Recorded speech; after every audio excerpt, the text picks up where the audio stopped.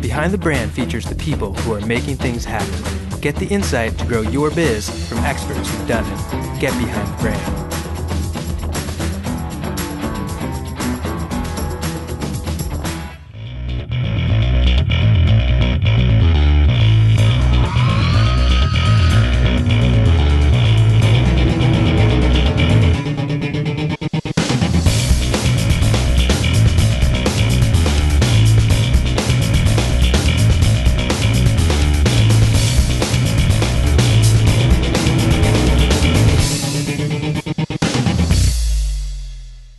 Hi, I'm Bryan Elliott. Welcome to another edition of Behind the Brand. Today I'm here with pro skater Tony Hawk.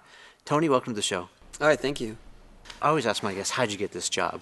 Well, I guess the most basic version of that is I was at the top of the amateur ranks when I was a teenager. When I was about 13 years old, skating was relatively small, and I was winning most of the events as an amateur. And they said, well, it's time to turn pro, and that seems weighty now, but back then it was literally just checking the pro box instead of the amateur box in the entry form for the competition. Yep. And that was it. I was a pro at 14. Was this back in the 80s? In the 80s, yeah.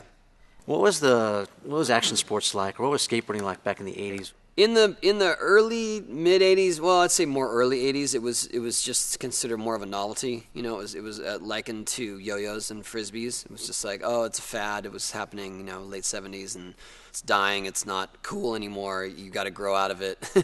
Basically, if you reach an age of responsibility, you weren't supposed to be skating anymore. Yeah, you got to get a real job. Yeah, absolutely. And to be fair, no one was really making a living at it anyway, so they really did have to find a real job. Luckily, I was at an age that I didn't necessarily have to find a job. I was still in school. And so as skating started sort of coming back in popularity, people started appreciating I think more of the athletics of it, the skills of the top guys and really the acrobatics of it. And where were you skating? Were you just skating around your neighborhood, or? I was skating around my neighborhood for the first, I think, year of my my venture into skating at all. This is like San Diego area? San Diego, yeah. I live in a neighborhood, a lot of military families in that area, and a lot of alleys, and so every once in a while someone would build a little wood ramp in their alley, and everyone would go skate that, and then someone would complain or it would get wrecked, and then we'd find somewhere else, and then eventually found my way to the skate park in San Diego, and that's when it clicked for me. When I saw the skaters, the more advanced skaters jumping in and out of empty swimming pools, when they actually were getting airborne, and I thought, I want to do that. However I get there, I want to do that. That's awesome. So we're here in Tony Hawk headquarters, basically the Birdhouse. You've stayed local. Why is this area special to you? What is it about this area that? Southern California became a hub of skate industry because a lot of the companies were already here, or the people who are interested in skating were here. The weather is good year-round for the most part, and there was support. There was a support system in place. There were skate parks, there were magazines, and same is true for Northern California. It had its own sort of scene, but definitely it was cultivating. Not many other places in the country were that supportive of skating. And so growing up here and appreciating it and really living, growing up in the beach culture lifestyle, I wasn't going to leave once I grew up. Was it hard? It's not what it is today, where it's a lot more accepted or mainstream, I guess you'd say, with the influence of X Games and everything. But I talked to a lot of skateboarders, and they still kind of feel like it's very anti-establishment. You've got no skating signs everywhere. How did that make you feel as an athlete?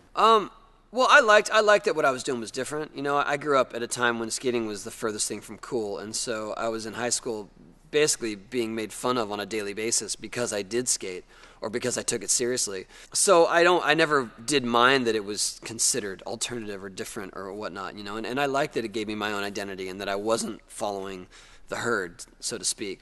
But at the same time, I always felt like, why doesn't anyone appreciate this? This is really amazing stuff, and the stuff that they like, the Evel Knievel type stuff, this really lends itself to that. I could never understand why that appreciation didn't come. It has come since then. But at the same time, it is somewhat coveted, and it is sort of our own thing that we created. There's a different culture, isn't there? There's the skate culture, and it seems like every action sports or every action sport or every core sport has kind of got their vibe, but skating is its own unique thing, isn't it?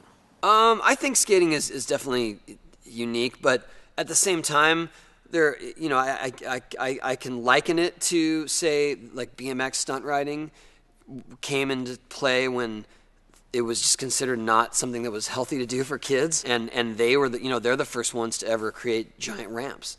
And so I do see some similarities. And in snowboarding, I mean, snowboarding had to fight for its acceptance. Right. It was like the bastard child of the mountain for so many years, and not allowed on the mountains. Still to this day, not allowed on some mountains. And so I definitely see the similarities, but I feel like skating is more prolific in that it's become more of a lifestyle, and you can do it anywhere. Yeah, it's true. I mean, even if you don't skate, what everyone is wearing at school is all basically surf or skate or some sort of, The reason that is that skating has always been progressive and always taken bits and pieces from the culture, but wanting to make it different and make it its own, and it it became sort of a beacon of fashion as well. Looking back, how is it now? I mean, you go to the grocery store probably like everybody else. Yeah. How is it? It's still strange to be recognized for doing this when it was not appreciated for so long, especially when it was something that I was chastised for as a kid.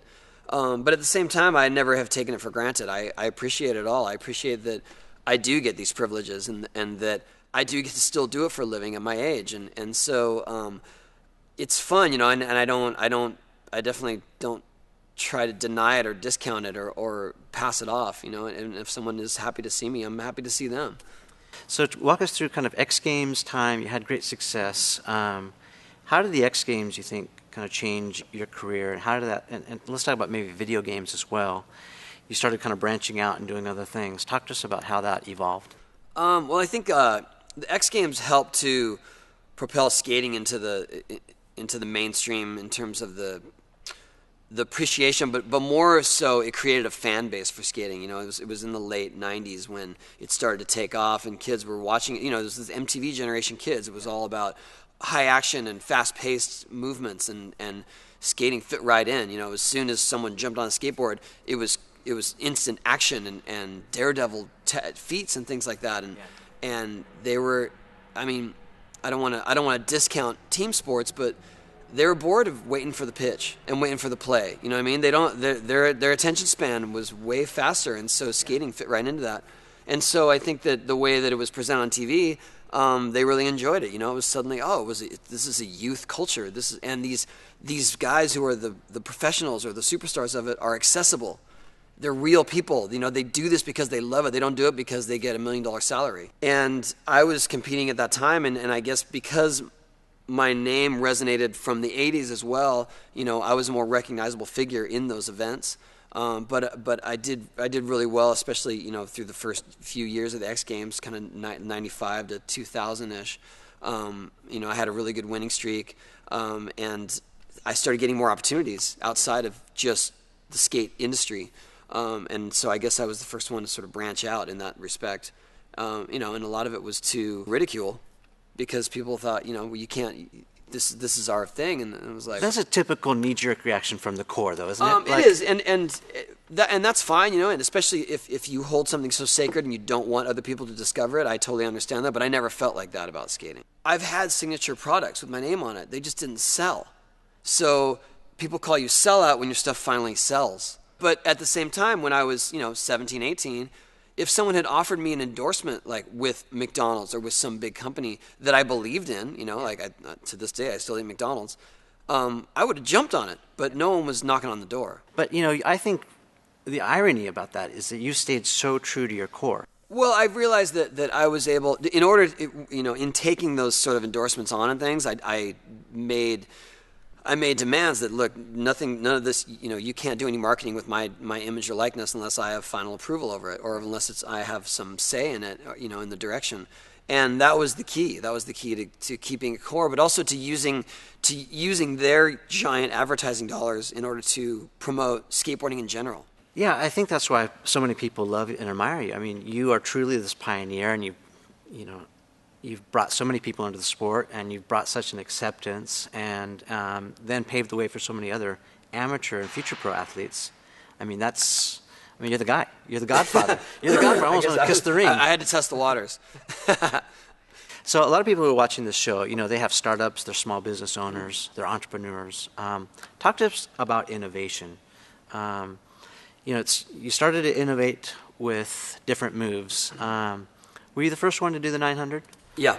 Talk to us about that. How do you innovate? And then maybe kind of talk to us about how then you started this enterprise. You have a foundation, you've got your production company that does the ride channel now, you've got all these other things going on. Talk to us about innovation. Well, I think in terms of innovation in skating, it was just always my drive to learn new tricks. And that's what got me hooked on skating. It was the feeling of making something for the first time. You have to continue challenging yourself. And I think that's the key to success and longevity in our sport, is that it doesn't matter how you rate, even if you're number one, you better learn something new, and you better keep challenging yourself, or they're going to forget about you. In business, I took the same attitude in that, what is next? What else? What is new? What can we do to keep improving? And like when I had a chance to work on a video game, I jumped into it. I mean, I worked on it for over 2 years nonstop, in terms of lending my expertise, my approval, my resources. Obviously, it paid off, but for me, it just paid off in the sense that skaters appreciated the game because it represented skating well, and it was fun to play. How did you deal with the success then? Going from humble skater.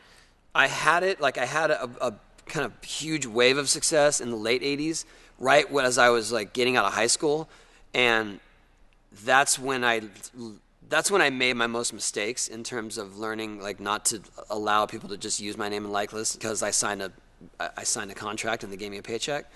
Yeah. Luckily, it was the '80s and was somewhat forgivable, and YouTube didn't exist then. So right. Let's talk about some of those mistakes, and not from just like what you did wrong, but maybe in hindsight, so you can kind of share insights with people who. Well, I gave one company who was licensing. They used to do like these keychain skateboards. And I didn't know any better, so I just signed their contract, and they gave me a upfront money and royalties. But then they just started making anything and everything that they wanted with logos I'd never even seen before, with my name. Really junky products anyway, but at the same time, I just didn't like the aesthetic of it. And I came to them and I said, "You guys can't make this logo's terrible. This is a ripoff of this other company anyway." And they're like, "Yeah, we can. You sign the paperwork." And then so I ended up sort of spending my own money to get out of that contract, and learning from that if I ever get those chances again, I'm gonna have final approval over it. And when I did get the chance again, like in the late '90s, so I kind of lived through that, and even though skating was popular and I was somewhat recognized, it wasn't mainstream popular at that kind of level. And then when skating came back in popularity in the late '90s, and that's when my video game hit, I had the clout to say no. That was the most important thing for me. Did you get a manager? Did you get a team? Did you get a posse, a bunch of lawyers? I mean, what was the process? I had an agent, but in the beginning, the agent was just fielding the deals I brought in, and eventually was working for me and getting other things as well. But always there was always a bit of a struggle in terms of what I would approve of, and what the agent wanted. You know what I mean? And I think the biggest lesson I learned in terms of trusting my instincts was that when the video game was just about to be released, they offered me pretty good money up front, sort of a buyout of future royalties. Yep.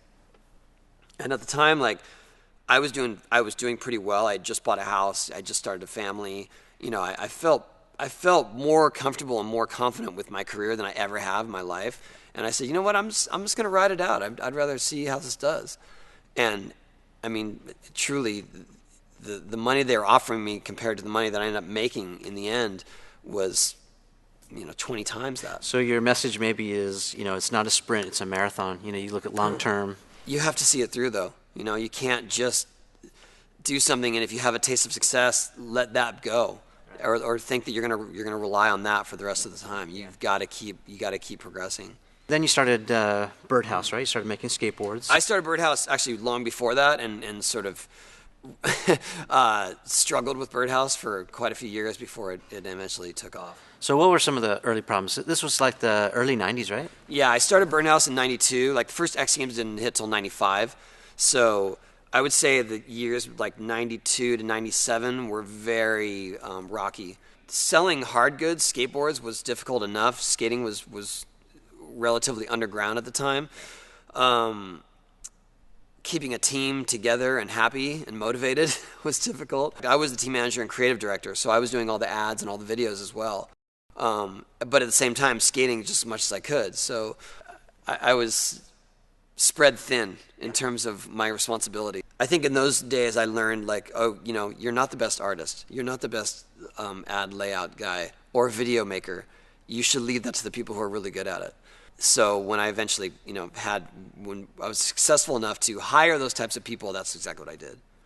Talk to us about the foundation. So you're officially retired from professional skating. Yeah, I stopped competing right after like 99, 2000 X Games. You know, I still do once in a while, but it's just more like it opened up my opportunities so much more to explore other things, do tours, you know, travel more and video games and things like that. I mean, I guess that's the misconception behind what retirement is in skating. If you don't compete, you can have a much more successful career because you have a lot more time to skate and to do other projects and to do videos and things like that. Around that time, when I stopped competing, I was starting to get invited to a lot of events and doing exhibitions and things like that, and some of them included new skatepark openings, in fact, public skatepark openings. And so I went to a few of them, you know, as the special guest, and usually it was in an affluent area. The city council was very proud of themselves. They created a skate park, you know, they're hip all of a sudden, and they were hiring me, which, you know, when I think back now, like, what a waste of their funding is to hire me to come skate this park, you know what I mean? Like, it could have been used to make a better park. Yeah. But anyway, I went to a couple of them, and one in particular I went to, it was right outside of Chicago. I flew in the night before, and the city council members were all there, and they said, "Oh, do you want to have a sneak preview of the park?" And so I said, "Yeah, sure." And I started skating, and it was terrible. I mean, it was like someone's version of a skate park because they saw it on TV or in a video game, yeah, and said, "I can do that," and, you know, I know how to pour cement. Mm-hmm. And it was like barely skatable. It wasn't fun at all, and they were all watching me, and, you know, sort of chomping at the bit, waiting for me to get done. And then I came back and they said, "What do you think?" And I said, "Honestly, it's really bad. It's not fun. It's designed poorly." And they said, "Oh, you know, that's what all the kids said that when we were making it." And we said, "Yeah, well, wait till Tony Hawk gets here because he'll show you how to skate it." And as, you know, as flattering as that was supposed to be, I realized, like, what a disconnect that was between the kids they're providing for, the real skaters that want, you know, that will appreciate such a place and shine from it because it'll keep them out of whatever areas that the city councils don't want them skating. Yeah. Right there is where I decided I want to do something about this. I want to bridge that gap, be a resource for that, be a spokesperson for it, but more importantly, to direct those funds to the needier areas where the kids don't have any sort of positive activities or outlets. And that's when I started my foundation. So maybe some of the bigger brands that are watching this might want to get involved with your foundation. So what does it cost to create a skate park these days? Well, ballpark. The cost of a skate park varies. I mean, it can be, you know, anywhere from, say, $50,000 to $1 million, $2 million. But what our foundation does is we take grant applications, we assess them of how much work that they've been doing for themselves. You know, our foundation's mission is not to just plug a skate park in where we think one is necessary. Right. We want to empower the people that have already started that process, give them the resources, give them some funding, but most of all, give them an endorsement to get it pushed through the channels. And so our biggest grant in a round of grants that we do a couple times a year is $25,000. But usually with that, with that funding or with that grant, they will end up getting much more donations because they have our money. Right. And the people know that you're driving force behind it, or the project is legitimate and it has our approval, and that we have recognized that all the work they're doing. I think among the $4 million that we've given away over the last 10 years, that has helped to generate over $90 million in other funding. That's what our foundation does, is becomes a resource, you know, even for someone that just wants to, how do I do a skate park? Like, without having tried anything, we have a manual for that. And then how does that make you feel? I mean, it's a new chapter in your life. It must be very fulfilling. It's a blast. As of our last round of grants, we are now at 500 skate parks that we've donated money to that are open. And are you doing them just in the United States or abroad as well? In the United States, yeah. We don't have the staff or the funding to do it internationally yet, but I mean that's the ultimate goal. And we do have we have a few underwriting sponsors, we have a few corporate sponsors and things, but mostly we get our funding from a fundraising event that we do each year. We do twice a year, one in Los Angeles and one in Las Vegas, and we do big auction items and we do big skate exhibitions, big family fun day, like all these different activities and skating as well. And I would imagine some of your friends show up to help out. Yeah, it's generally, we do a skate demo. We actually do a demo on this ramp that we're doing the interview on right now. This thing is very portable. This is portable? Oh yeah, this ramp right here can go up in 2 hours. Wow. And how tall is it? It's 14 feet. So it's basically like an Olympic-sized pool, as deep as. And I'm looking up here over my shoulder here, where you drop in from probably like 20 feet. Oh, that's just to give you a little more speed, so you don't have to work your way up to it. A little more speed, yeah. That's more like the lazy way to get speed. Sure. And I'm not too proud to say I'll do it anytime. And how high do you think you can get up off of this lip here? Well, usually like the general height is anywhere from 6 to 12 feet. That's usually where the range is for a ramp this size. It's pretty amazing, guys like Shaun White, Bucky Lasek, Andy McDonald, Matt Hoffman, they all come and skate live for the people that bought tickets, and it's very intimate, it's very cool. And then how much do you hope to raise just in one shot? Our goal for each event is about $1 million.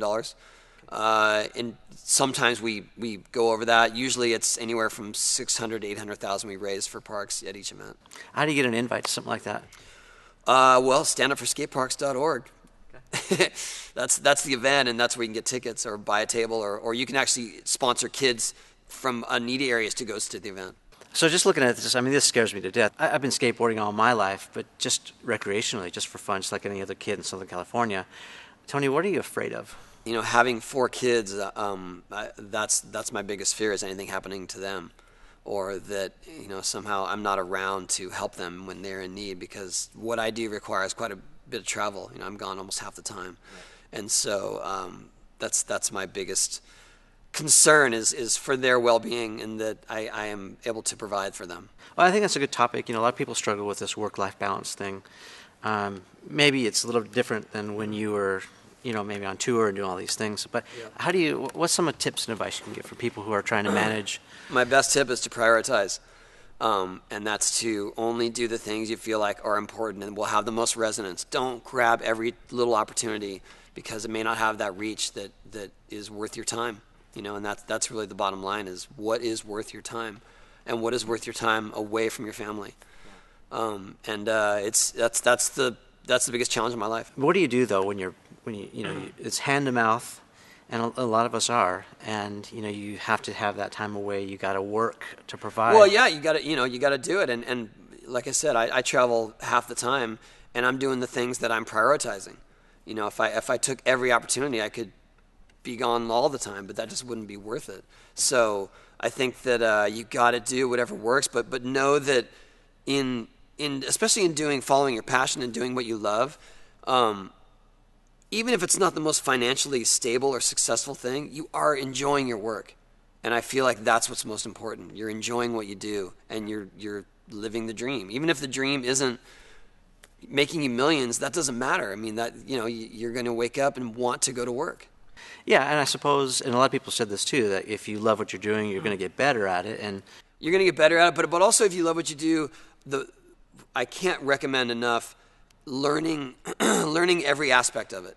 Even if things don't interest you, even if the bookkeeping doesn't interest you, or the manufacturing doesn't, learn it, because it's gonna benefit you in the future, and you're gonna know if something is going wrong. You're gonna have a much better handle on it.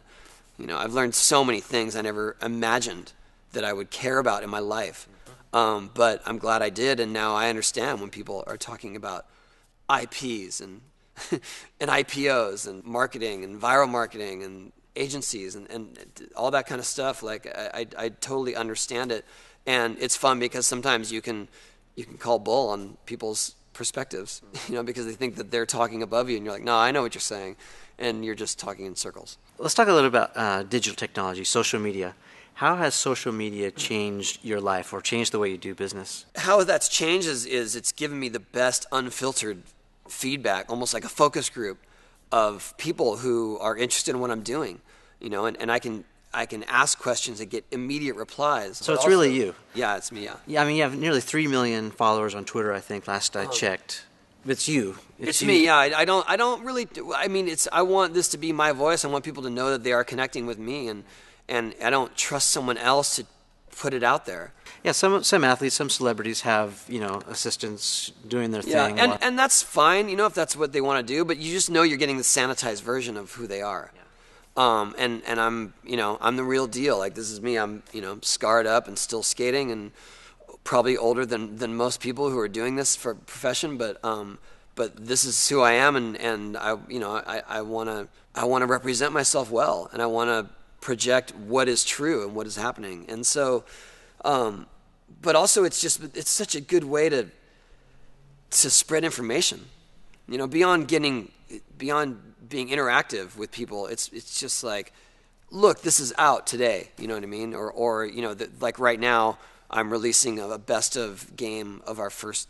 I'm releasing a best of our first 2 games for the newer systems for Xbox 360 and PS3, and people can see how I'm ramping up for that, and I can show them the development of it, in my own way, and like with me playing it, or screen grabs, or when we're getting scanned, or the skaters who are getting included in it, and whenever bands get confirmed for it, I can put that information out there without having to worry about, oh, here's your talking points, and here's the press release on that.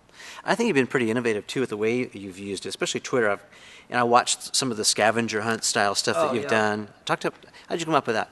I was literally driving here one day, and I thought, I wonder what happens if I just threw a skateboard off on the side of the road. So I didn't do it on the side of the road, but I pulled off on this cul-de-sac and sort of hid it behind this bush and just said, hey, I just dropped a skateboard at this cul-de-sac, go find it. And by the time I got here, which was 10 minutes later, there was just this flurry of activity on Twitter, in terms of my message and retweeting it and replies and things like that.